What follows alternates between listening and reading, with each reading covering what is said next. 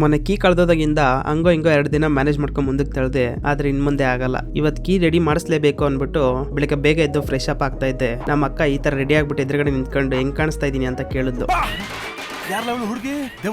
ಇವತ್ತು ಅಮ್ಮ ಮಾಡಿದ ಕಾಫಿ ಕುಡ್ಕೊಂಡು ಊಟದ ಕ್ಯಾರಿಯರ್ನ ಇಸ್ಕೊಂಡು ನಮ್ ಬ್ರೋ ಗಾಡಿಲಿ ನಮ್ಮ ಅಕ್ಕಂಗ್ ಕರ್ಕೊಂಡು ಹೋಗ್ತಾ ಅಂದಿವೆ. ನಮ್ಮ ಅಕ್ಕನ್ ಡ್ರಾಪ್ ಮಾಡಿ ಮುಂದೆ ಬರ್ತಾ ನಂಗೆ ಆಟೋ ಮೇಲೆ ಈ ಲೈನ್ ಕಾಣಿಸ್ತು. ನಂತರ ನೀವು ಯಾರನ್ನ ಕೃಷ್ಣನ್ ಭಕ್ತರು ಆಗಿದ್ರೆ ಪಾಸ್ ಮಾಡಿ ಓದ್ಕೊಳ್ಳಿ. ಅಲ್ಲಿಂದ ಸೀದಾ ಅಂಗಡಿ ಹತ್ರ ಬಂದು ಡೈರೆಕ್ಷನ್ ಬೋರ್ಡ್ ನ ಆಚೆ ಇಕ್ಕಿ ಶಟರ್ ಓಪನ್ ಮಾಡಿ ಇವತ್ತು ಅಂಗಡಿನೆಲ್ಲ ಕ್ಲೀನ್ ಮಾಡಿ ದೇವರಿಗೆ ಪೂಜೆ ಎಲ್ಲ ಮಾಡಿ ಇನ್ಸ್ಟಾಗ್ರಾಮ್ ನೋಡೋಣ ಅಂತ ಸುಮ್ಮನೆ ಕುತ್ಕೊಂಡೆ. ಇನ್ಸ್ಟಾಗ್ರಾಮ್ ಓಪನ್ ಮಾಡಿದ ತಕ್ಷಣ ಫಸ್ಟ್ ರೀಲೇ ಬ್ರೇಕಪ್ ರೀಲು. ಅದು ನೋಡಿ ನನ್ಗೆ ಸಿಕ್ಕಾಪಟ್ಟೆ ನಗು ಬಂತು. ಯಾಕೆ ಅಂತಂದ್ರೆ ಅದು ಯಾರು ಬ್ರೇಕಪ್ ರೀಲ್ ಅಂತ ಏನಾದ್ರು ಗೊತ್ತಿದ್ರೆ ಕಮೆಂಟ್ ಮಾಡ್ರಿ. ಸರಿ ಅಂತ ಫೋನ್ ಸೈಡ್ಗೆ ಇಟ್ಬಿಟ್ಟು ಟಿಫನ್ ಮಾಡೋಣ ಅಂತ ಕುತ್ಕೊಂಡೆ. ಟಿಫನ್ ಎಲ್ಲ ಮಾಡಾದ್ಮೇಲೆ ನಮ್ಮ ಬಾಯ್ಸ್ ಹಾಕೊಂಡು ಗಾಡಿದು ಕೀ ರೆಡಿ ಮಾಡ್ಸೋಣ ಅಂತ ಹೋದೆ. ಕೀ ರೆಡಿ ಮಾಡ್ಸಕ್ಕೆ ಎಷ್ಟಾಗುತ್ತೆ ಅಂತ ಕೇಳಿದ್ರೆ 350 ರೂಪಾಯಿ ಆಗುತ್ತೆ ಅನ್ಬಿಡೋದ. ತಿಂದಂಗಲ್ಲ ಉಂಡಂಗಲ್ಲ ಈ ನನ್ನ ಮಗನಿಂದ 350 ರೂಪಾಯಿ ಮುಂಡ ಮುಚ್ಕೊಂಡು ಹೋಯ್ತು. ಇನ್ನೇನ್ ಮಾಡೋದು, ವಿಧಿ ಇಲ್ಲ ಅನ್ಕೊಂಡು ರೆಡಿ ಮಾಡಿಸ್ಕೊಂಡು ಸೀದಾ ಅಂಗಡಿ ಹತ್ರ ಬಂದು ಊಟ ಮಾಡಿದೆ.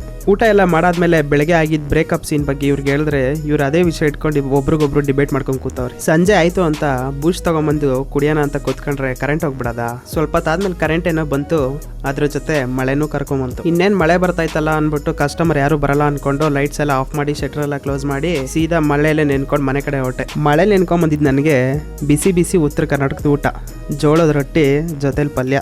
ಊಟ ಎಲ್ಲ ಮಾಡಿ ಶಿಸ್ತಾಗಿ ಮಲ್ಲಿಕಂಡೆ. ಇವತ್ತಿಗಿಷ್ಟೇ, ಸಿಗುವ ನಾಳೆ.